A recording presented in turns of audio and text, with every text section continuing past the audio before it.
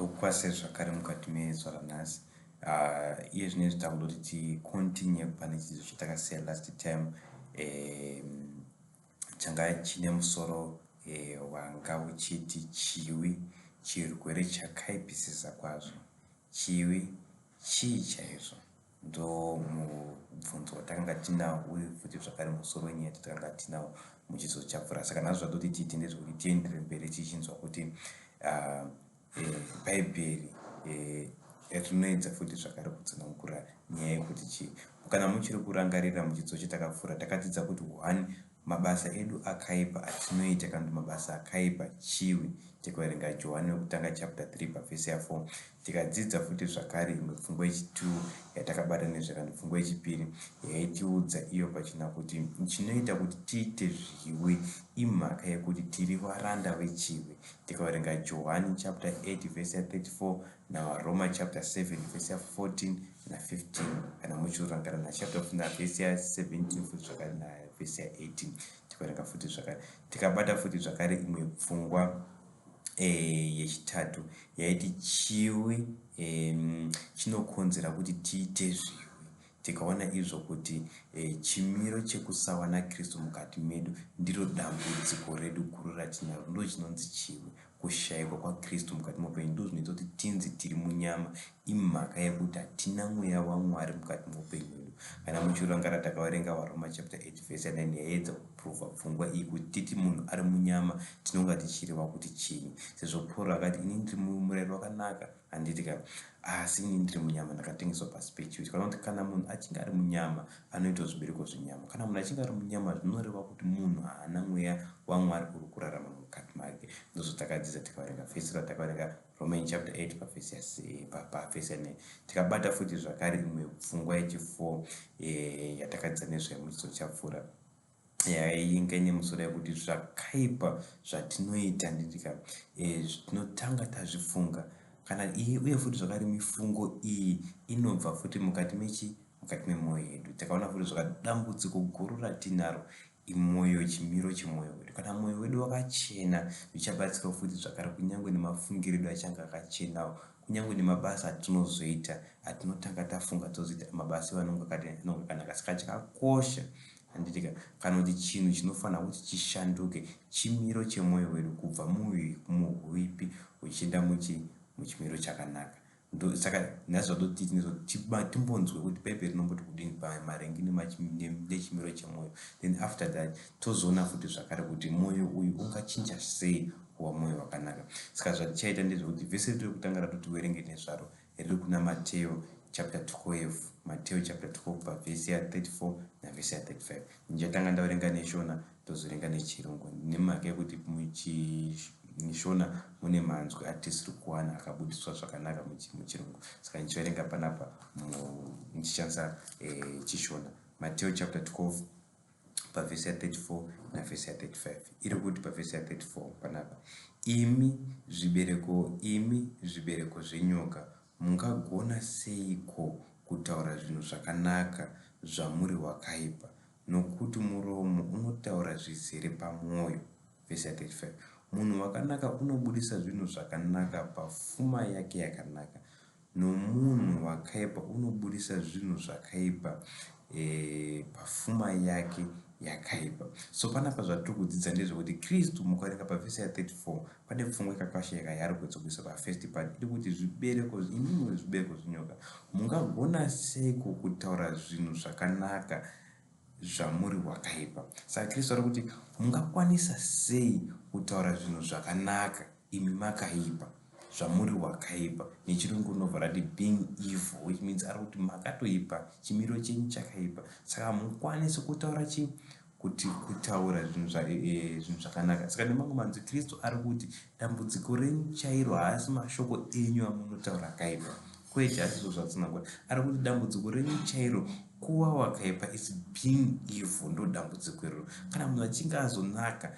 akukwanisa futi zvakare kutaura chinyi, mashoko akaita sei, mashoko akanaka, nemhaka yekuti zvatinotaura zvinonga zvichibva pachinyi, pamwoyo pedu. Saka ndo zvaari kureva. Saka dambudziko redu is being evil, kana kuti kuva munyama being in the flesh handitika sezvo takadzidza kuti kana munhu achinge ari munyama zvinomuka achipedza kudini. Kana muchirangarira vhesi takange waroma chapter 8 vhesi 9 yakatiradza kuti isu hatisisiri munyama asi tamumweya nemhaka yekuti mweya wamwari kutorarama matiri, which means kana mweya wamwari usiri matiri isusu tichiri munyama nemamwe manzwi. Saka kana tichinge tiri munyama mabasa atinoita kana tichiri wakaipa nemamwe manzwi. Saka zvatinotaura zvakaipa nemhaka kuti tiri wakaipa ndopfungwa yatakadzidza nezvayo. Tikaona kuti kana chitaura pamusoro pechivi kana pamusoro pekuti tiri varanda vechivi kana kuti tiri munyama tiri kureva izvo kuti tiri kurarama tine upenyu husina Mwari kana upenyu hwakaparadzana nemweya wani nemweya waMwari. So ndo dambudziko redu rewanhu iroro. Saka chinofanira kuchinja chimiro chechinyi chemwoyo yedu handitika. Mukaringa last part yevhesi ya 34 iri kubva iti panapa mbere chitsokorodzi iri kubva iti panapa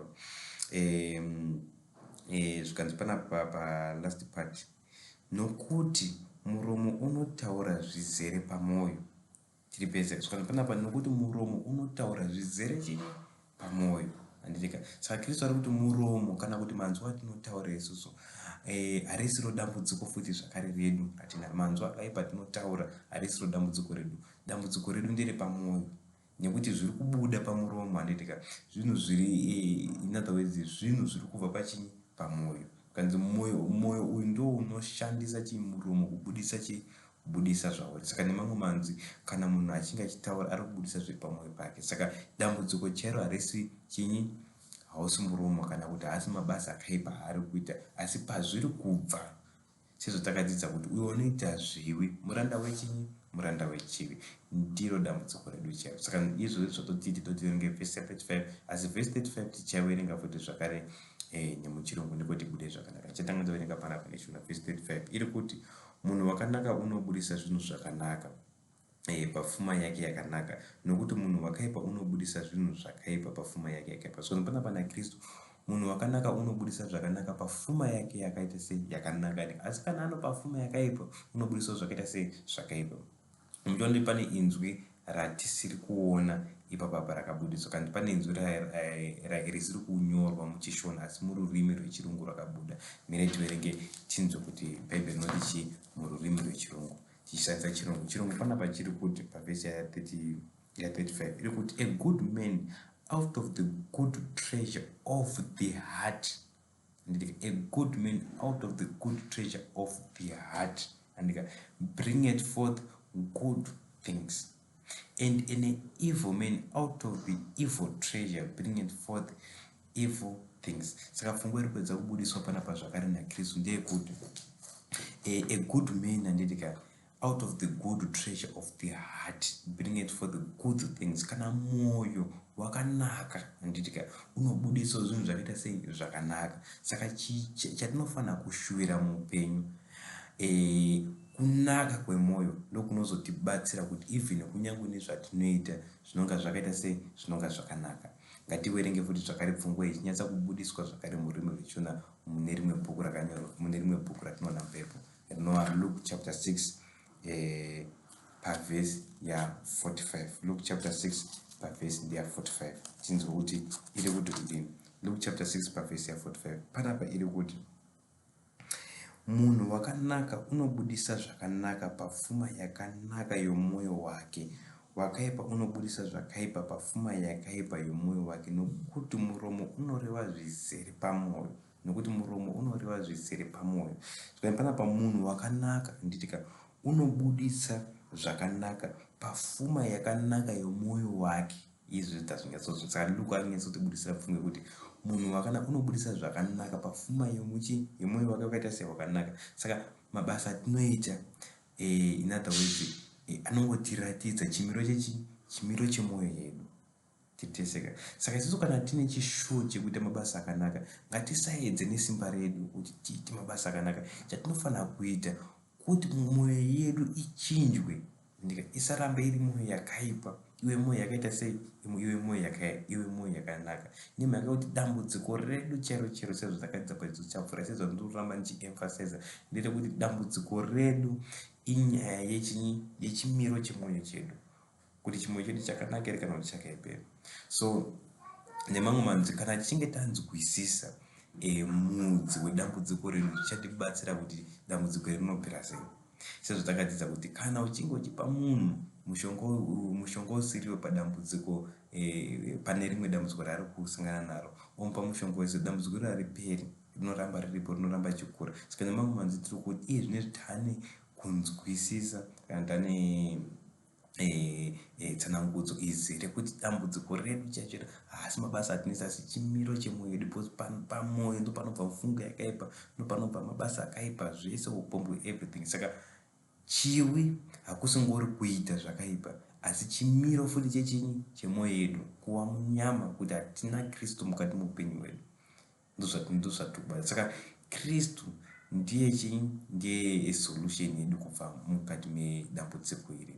Saka ndosandoti munhu wese patinozvarwa, tinotozvarwa tine mwoyo yakaipa, tinotozvarwa tiri munyama. Ndosaka tichizonzi tinofanira kuzvarwa futi patsva, which means kuzvarwa kwatoita pekutanga ndekwemunyama, tozozvarwa futi patsva, tozopinda futi zvakare mumweya. Saka nemamwe manzwi ndicho chikonzero chatinoda kuti tizvarwe patsva, inyaya yekuti tinozvarwa tine mwoyo wakasviba. Saka mwoyo uyu unofanira kuti ushandurwe, uye mwoyo wakaita sei, uye mwoyo wakachena. Unoshandurwa sei? Kuburikidza nekugamuchira Kristu mukati meupenyu, nemhaka yekuti Mwari ndowoga vakanaka. Saka kana tichinge tagamuchira Mwari mukati meupenyu hwedu, ndo patinochinja kuva vakanaka, nemhaka yekuti Mwari akukwanisa kuita sei, akukwanisa kugara mukati meupenyu hwedu. Saka dambudziko iri hariperi nekuti isusu tiri kuedza kurwisa mabasa edu akaipa, tiri kuita kuedza nepatinogona napo kuzvidzora hakupedzi chiwi, hakufi kwakapedza chiwi, asi kunototibatsira kuti patinonga tichiedza kufaita chiwi, mabasa edu akaipa, tobva takundikana, tobva takuti no dambudziko iri keri harisi pamabasa edu, dambudziko iri riri samwe. Patinozoenda kunoadresa chaipo pane dambudziko chaipo, ndo patinozokurira chiwi, which means patinozoziva kuti dambudziko riri apa, togamuchira Kristu ouya unogara apa, ndokukurira patinoita dambudziko riri. Saka ngatimbonzwei Kristu achitsanangura kuti tinokwanisa sei kukurira chiwi. Ngativerenge pana John chapter 3 verse 6. John chapter 3 verse 6 iri kuti izvonizvo panapa: chakaberekwa nenyama inyama, chakabereka nomweya mweya. Panapa na Kristu chakaberekwa nenyama ichinyi inyama. Kana muchirangara takabata fungo yekuti kana chiti munhu ari munyama zvinoreva, tikaona kuti zvinoreva kuti munhu ari kurarama ari muchimiro chekusawa nomweya waMwari. Saka kana munhu uyu, which means pekutanga tinoberekwa nechinyi, tiri munyama, kana tinoberekwa tisina mweya waMwari, ndo chimiro chatinonga tinacho patinozvarwa. So even mabasa atinoita futi zvakare anonga ari nyama, sezvo takadzidza kuna Galatians chapter 5 kuti mabasa enyama ndapi, inyaya yekuti tiri kuberekwa tisina Kristu uyo anokwanisa kuita mabasa akanaka mukati meupenyu hwedu. Saka nemamwe manzwi zvatiri kuedza kutsanangura ndezvokuti hazvikwanisiki kuti munhu atane mapichisi pamuavho, kana kuti atane magwavha pamulemoni. Mulemoni unobereka malemoni, mupichisi unoberekwa mupichisi, uye mugwavha unoberekwa magwavha. Saka toti mwoyo wakanaka unoberekwa zvibereko zvakanaka, sezvo tambobva kudzidza Kristu achitsanangura. Uye futi zvakare mwoyo wakaipa unobudisa zvibereko zvakaita sei, zvibereko zvakaipa. Saka patinozvarwa pekutanga, tinozvarwa tiri munyama, ndosaka tichiita mabasa enyama. Saka tinofanira futi kuti tizvarwe patsva. Kana chinge tazvarwa patsva, tazvarwa nomweya, nawo takuchikwanisa kuchibuditsa chibereko chemweya, sezvakatsanangurwa futi zvakare kuna vaGalatia chapter 5 kuti zvibereko zvemweya ndezvipi. So nemamwe manzwi tiri kuti munhu wese anozvarwa aine a sinful spiritual nature, chimiro chake chepamweya chinonga chiri sinful. Ndo zvatiri kuedza kutsanangura, because haana Mwari maari. Kana achinge asina Mwari akaipa, anotoda kuti agamuchire Mwari agare mukati meupenyu hwake. Kunyange ukaedza nepaunogona napo andika kuzvidzora pakuita zvakaipa, kana kunyange ukada kuedza kukontrola mafungiro anonga uchiita, as long usati wagamuchira Kristu, hausati wakunda chiwi. Kristu ndo oga anokwanisa kuita sei, anokwanisa kuti pukunyudza, anokwanisa kuti dzikinura kubva muutapwa wechiwi. Ndo pfungwa yatiri. So sezvatakadzidza, sezvatinotamanisodza futi zvakare pfungwa yekuti Mwari ndiwo kakanaka. Iyi pfungwa iyi tinoona pana Matthew chapter 19 verse 17 inoti Mwari ndiwo kakanaka. Saka which means kana tichagamuchira Mwari mukati medu, ndo patinozonza izvo zvitawa wakanaka, ndo kwatinoti kuzvarwa nomweya mutsvene, Mwari akuchigara mukati meupenyu hwedu isusu. saka ndosaka munhu achizvarwa pakutanga anozvarwa kaipa because anozvarwa asina Mwari mukati muupenyu, then paanozozvarwa kechipiri paanogamuchira Mwari akuchirarama mukati muupenyu. Saka nemhaka yekuti Mwari akuchirarama mukati muupenyu hwedu, now taakukwanisa kuita sei? Taakukwanisa kukurira chiyo, ndizvoka. Saka regai ndipe imwe example inokwanisa futi zvakare kutibatsira. Tese tinoziva nguruve kazhinji inofarira kutambira madhaka, handitika. Saka kunyange ukadzidzisa nguruve zvakaita sei, kunyange ikazvarwa ichibviswa kana kuti isiri muenvironment yemadhaka, asi painozongosangana nayo inozongosvika yongomburuka imomo, handika. Nemhaka yekuti ndo chimiro chayo, ndo nature yayo. Saka ndozvo zvakaita futi kunyange nemunhu. Kunyange munhu akadzidziswa akaita sei, hazvifi zvakashandura chimiro chake. Chimiro hachichinjwi nekuda kwekuimprova mabasa edu, chimiro chinochinjwa nekuzvarwa. Ndo pfungwa yatakabata pana Kristu. Saka Kristu ari kuti the only way, kandi nzira imwe chete inoita kuti tibve munyama tichienda mumweya kuzvarwa, hakusi kutraya nesimba redu isusu kuita zvatikuita mabasa akanaka, asi kutanga tazvarwa. Then kana tichinge tazvarwa tagamuchira chimwe chimiro, nawo taamumweya tisisiri munyama. Ndosaka Pauro akati hakusisina kupiwa mhosva kune avo vari chini, vari mumweya, vari muna Kristu Jesu. Nemhaka kuti wazvarwa pazvari, wagamuchira upenyu hwaKristu, waakurarama mukati muupenyu hwake. Saka solution yedu chete ingori pakuzvarwa, haisi pakuedza kuzvidzora kana kuita se iri pakuzvarwa. Tofanira kuti tizvarwe tagamuchira mweya waMwari. Mwari ndiye akuchirarama matiri. Mabasa aya akanaka ataishuvira aiti napo zvatinoda kuita sanzo zvatinoita, Mwari akuchizviratidza kuburikidza nekurarama kwaari kuita mukati muupenyu hwedu. Mabasa akanaka akuchibudira, ndo zvonzi zvibereko zvechinyi, chibereko chomweya, handitika. Inyaya yekuti mweya wacho wamatiri takaugamuchira tisisiri munyama, tazvarwa futi chi, tazvarwa patsva. Saka tose tinozvarwa in need of new birth.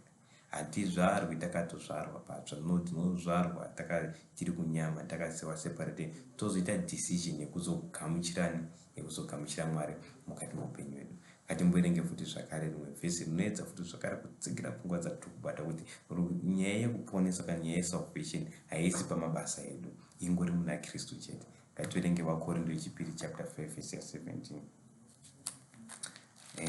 Vakorinde wechipiri chapter 5 verse 17, ndichionengoswa verse 18, iri kuti saka kana munhu ari muna Kristu wava chisikwa chitsva, zvinhu zvekare zvapfuura, tarira zvose zvava zvitsva. Kana mukanyatsa kunzwisisa vhesi nezvari kuedza kutsanangura, pane pfungwa yakakoshesesa futi zvakare yariri kuedza kubudisa. Pfungwa iyi ndeyekuti kune nzira imwe chete inoita kuti tive zvisvika zvitsva, kune nzira imwe chete inoita kuti zvizonzi zvose zvava zvinhu zvitsva. Ngativerenge tinzwe kuti ndeipi. Pavhesi yase, kana munhu ari muna Kristu, kana munhu ari muna Kristu wava chisvika chitsva. Saka chishuwo chedu chatinofanira kuva nacho ndechekuti tinofanira kuva muna Kristu. Kana munhu ava muna Kristu ava chisvika chitsva, chitese.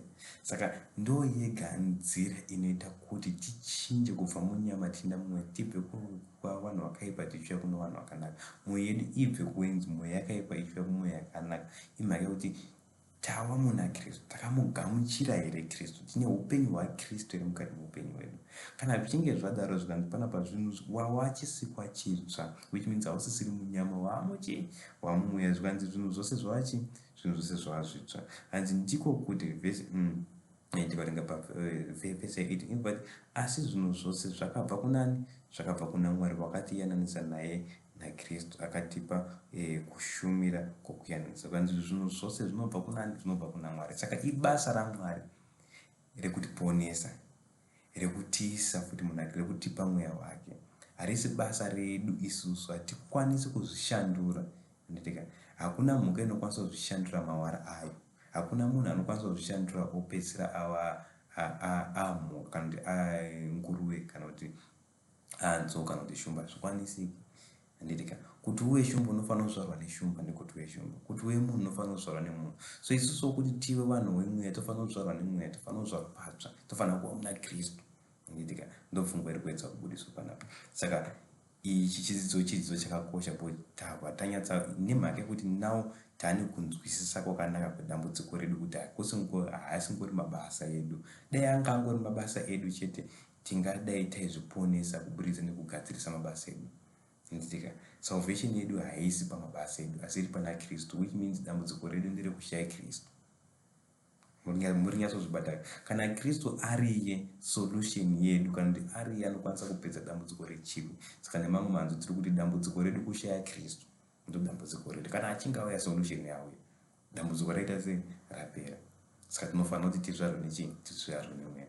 Ngendiverengere rimwe vhesi futi zvakare rinoedza kubuditsa pachena kuti ruponeso rwedu harusi mumabasa edu asi ruri muna Kristu. Hakuna munhu anoponeswa nekuda kwekugadzirisa unhu hwake. Tinoponeswa nekuda kwekuti takagamuchira Kristu, nekuda kwekuti tiri muna Kristu. Efeso chapter 2 verse 8 na verse 9. Ngativerenge vhesi iroro. Efeso chapter 2 verse 8 na verse 9. Panapa iri kuti hazvibvi pavhesi 8, nokuti makaponeswa nenyasha nokutenda, izvo zvisingabvi kwamuri asi chipo chaMwari. Hanzi nokuti makaponeswa nenyasha nokutenda, izvo zvisingabvi kwamuri asi nokutenda. Kana zvichinzi zvisingabvi kwamuri, zvirova kuti nyaya yeruponeso kana kuponeswa kwedu hakubvi kwatiri, isu hatisi isu tinozviponesa. Saka usaedza nepaunokwanisa napo kuedza kuzviponesa, haukwanisi kuzvishandura, haukwanisi kuzvipa umwe upenyu. Handitika tofanira kugamuchira upenyu sechipo kubva kuna Kristu. Ndozvokutsinauka nevhesi. Ngatinzwe vhesi 9. Hanzi hazvibvi pamabasa kuti kurege kuva nomunhu unozvikudza. Hazvibvi pamabasa edu akanaka. Hanzi wai nemhaka kunobva kwaita kuti kurege kuva nemunhu unoita seunozvikudza. Saka hakuna munhu unokwanisa kuzvikudza kuti ndakazviponesa, mabasa angu akaniponesa. Hazvikwanisiki. Bhaibheri ratozviramba kuti nzira ndeimwe chete, anova Kristu chete, ichingori chipo chatinogamuchira kubva kuna Mwari. Saka nemamwe manzwi tiri kuti iye zvinezvi takunyatsauzwa dambudziko redu, kuti dambudziko redu dambudziko remwoyo, dambudziko rekunzi tiri munyama, dambudziko rekuti hatina Kristu mukati muupenyu hwedu. Saka solution yedu hakusi kuedza kana kuedza kuzvidzora kana kuita sei. Solution yedu kugamuchira chiri kushota kana chiri kushayikwa mukati muupenyu hwedu, anova Kristu Jesu. Ndo ega anokwanisa kutidzikinura kubva mukati mechivi. Saka iye zvinezvi I think tese tane kunzwisisa kwakanaka. Kana pazoita mubvunzo sununguke zvenyu kubvunza, tinonga tichibatsirana muine nguva yakanaka. Amen.